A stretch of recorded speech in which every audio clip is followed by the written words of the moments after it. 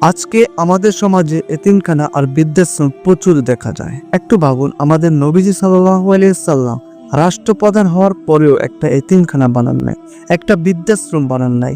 আপনি কি জানেন এর কারণ কি? সত্যি কথা কি, রাসূল সাল্লাল্লাহু আলাইহি সাল্লাম এবং সাহাবাদের ইসলামে এতিমখানা বা বৃদ্ধাশ্রমের কোনো প্রয়োজন ছিল না। কারণ ওনারা যে সমাজ নির্মাণ করেছিল সেখানে ছিল প্রকৃত ইসলামের আদর্শ। ওই আদর্শ মানুষকে এতটাই পাল্টিয়ে দিয়েছিল যে সেখানে কোনো বৃদ্ধ মাতা পিতা সন্তানের কাছে অবহেলার শিকার হওয়ার প্রশ্নই উঠত না। সন্তানরা তাদের পিতামাতার সেবা করতে পারাকে পরম সৌভাগ্যের বিষয় বলে মনে করত।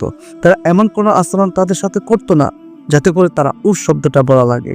সুতরাং ওই সমাজে পিতামাতাকে ঘর বাড়ি ছেড়ে সন্তানের অবহেলা বা ঘৃণার পাত্র হয়ে বৃদ্ধাশ্রমে যাওয়ার প্রয়োজনই হতো না। পিতামাতাও ছিল সন্তানদের প্রতি মেহেরবান। আর এতিমদের ব্যাপারে বলতেই হয়, ওই ইসলামী সমাজে এতিমরাই ছিল জাতির কাছে আমানত স্বরূপ। তা কোনো না কোনো পরিবারের মধ্যেই বড় হতো। আর এতিমদের লালন পালন করা, তাদের দেখাশোনা করা এবং তাদের সহায়তা করাকে মুমিনরা পরম সৌভাগ্যের বিষয় বলে মনে করত। স্বয়ং রাষ্ট্রনায়ক রাসূল সাল্লাল্লাহু আলাইহি সাল্লাম মদিনার বাড়িতে বাড়িতে গিয়ে এতিম সন্তানদের খোঁজ খবর নিতেন, দেখাশোনা করতেন। আজ আমরা তাদের সাথে কি করতেছি তা তো সবার সামনেই হয়ে থাকে। প্রিয় ভাইয়েরা, আপনি এড়িয়ে যান বা বিশ্বাস করেন বা না করেন, আমরা এখন বাস করছি এক চরম ভোগবাদী স্বার্থপর পশ্চিমা মতদর্শের সমাজ ব্যবস্থায়।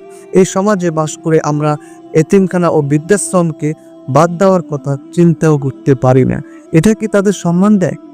সেখানে কি তারা সত্যি ভালো থাকে? তারা কি সত্যি ওইসব জায়গায় সুখ নামের পাখিটার স্বপ্ন দেখে?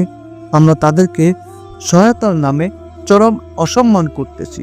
কিন্তু বিশ্বাস করেন, যদি আমাদের এই ভূখণ্ডে আল্লাহর রাসূলের প্রকৃত ইসলামের আদর্শ প্রতিষ্ঠিত হয়, দেখবেন একটা এতিমখানাও লাগবে না, একটা বৃদ্ধাশ্রম লাগবে না, কেউ রেল স্টেশনে যেয়ে ঘুমাতে হবে না, কেউ অসহায় থাকবে না। ইসলামের আদর্শ পেয়ে মানুষ হবে মানুষের বন্ধু। এতদিন যারা সামান্য স্বার্থের জন্য আপনাকে পর করে দিত, সে মানুষগুলোই যখন মুমিন হয়ে যাবে তখন তারা পরকেও আপন করে নেবে। এটাই ইসলাম। ইসলাম আমাদের এটাই শেখায়।